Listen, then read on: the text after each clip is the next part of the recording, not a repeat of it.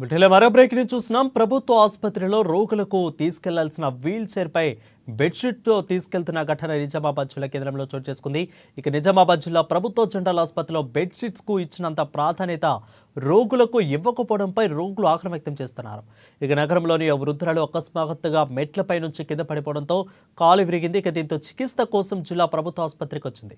కాలు విరిగి నడవలేకని పరిస్థితులు ఉండడంతో వృద్ధురాలి బంధువులు ఆసుపత్రి సిబ్బందిని వీల్ చైర్ అడగగా పట్టించుకోలేదని అన్నారు.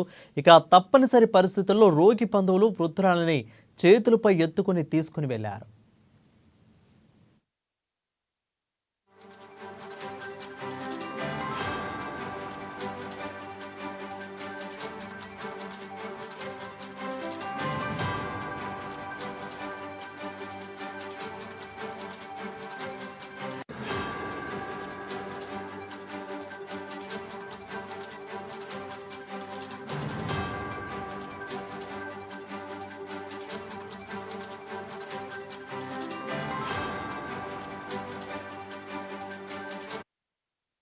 ఇక ఇదే ఆసుపత్రికి చెందిన సూపరింటెండెంట్ డాక్టర్ ప్రతిమా రాజుపై ప్రభుత్వం వేటు వేసింది. రోగుల అవస్థలను పట్టించుకోకుండా తన ఛాంబర్ను ఫంక్షన్ హాల్లా మార్చుకొని పుట్టినరోజుల వేడుకలు నిర్వహించడం, ఇక సిబ్బంది నుంచి కానుకలు పొందడంపై ప్రభుత్వం సీరియస్గా తీసుకుని ఆమెను బాధ్యతల నుంచి తప్పించింది. అయినా కూడా ఆసుపత్రి సిబ్బందిలో మార్పు రావడం లేదు. ఇక ప్రభుత్వం ఈ ఘటనను సీరియస్గా తీసుకుని నిర్లక్ష్యంగా వ్యవహరిస్తున్న వైద్యులపై చర్యలు తీసుకోవాలని రోగులు కోరుతున్నారు.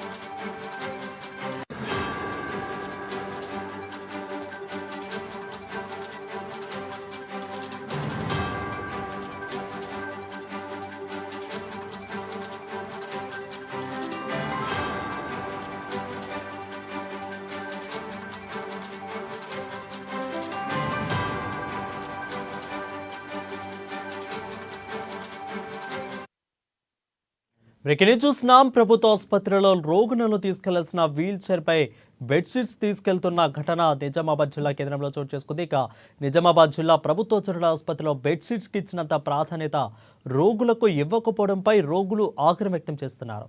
ఇక నగరంలోని వృద్ధురాలు అకస్మాత్తుగా మెట్లపై కింద పడిపోవడంతో కాలు విరిగింది. ఇక దీంతో చికిత్స కోసం జిల్లా ప్రభుత్వ ఆసుపత్రికి వచ్చింది.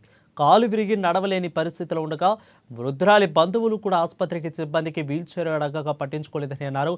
ఇక తప్పనిసరి పరిస్థితుల్లో రోగి బంధువులు వృద్ధురాలిని చేతులపై ఎత్తుకొని వెళ్లాల్సిన పరిస్థితి అక్కడ నెలకొంది.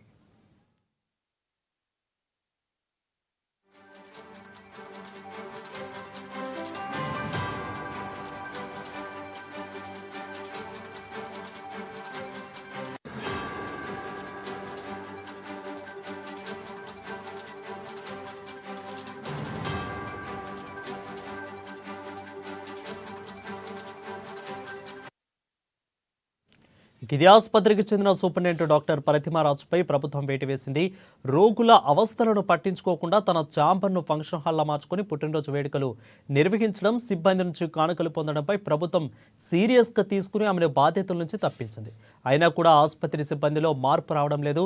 ఇక ప్రభుత్వం ఈ ఘటనను సీరియస్గా తీసుకుని నిర్లక్ష్యంగా వ్యవహరిస్తున్న వైద్యులపై చర్యలు తీసుకోవాలని రోగులు కోరుతున్నారు.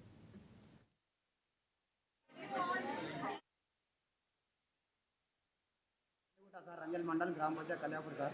నీ పేరు? నా పేరు ఖితాద్ రెడ్డి సార్. మా భార్య పొద్దున 6 గంటల గేట్ బయట పిలిచాసి ఒకసారి పడ్డా సార్. ఏ గేటు? బయట గేట్ సార్, పెద్ద gate sir, main gate sir. ఇంటికి పడలేదు? పడలేదు సార్. ఇడికి ఎందుకు వచ్చామా నిజామాబాద్కు? రాత్రి నాసార్ వచ్చింది సార్ పిలిచామీకు.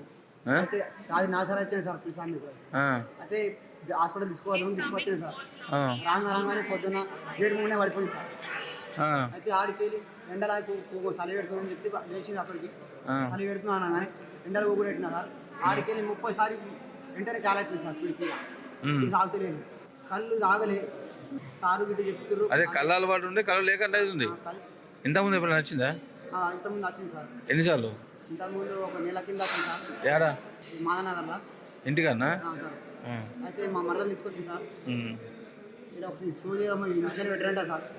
మరి తీసుకొచ్చి ఇంటికాడ మరి ఎట్లా చేసింది సార్ మా భార్య మళ్ళీ ఒక నెల దాకా పిల్లలు కూడా ఇంటికాడ ఉండే అప్పుడు నేను లేబర్ మీద పోతా సార్. నేను పట్టించుకోకుండా మాకు 4 గుడ్డంగా బయట వెళ్ళి కొట్టేసి ఎవరు ఈ స్కానింగ్ లేదని బయట తీసుకోని చెప్పేసి ఆ చిట్టి మీద రాసింది బయట వెళ్ళి కొట్టేసి నువ్వు వేసిన బయట నువ్వు వేసినరా అని వర్తుంది చేస్తుందని చెప్పేసి బయట ఉండమని చెప్పేసి తాళం కొట్టమని పెట్టుకోమని చెప్పేసి బయట పొమ్మని అంటే వెళ్ళిపోమని చేపించుకురామన్నా చేపించుకోమని చెప్పి ఆడ చేయించుకోవడానికి పైసలు లేవు మేము గరిపోలేం సార్. మరి ఏడేందుకు లేదట లేదంట సార్. ఏమైంది అయితే ఆడ పోగానే ఆ సార్ ఏమన్నాడు లేదు బాబు అని చెప్పంగానే సార్ సరే సార్ లేదన్నారా పని చేస్తాడన్నా ఏం చెప్పారు సార్ మాకు అది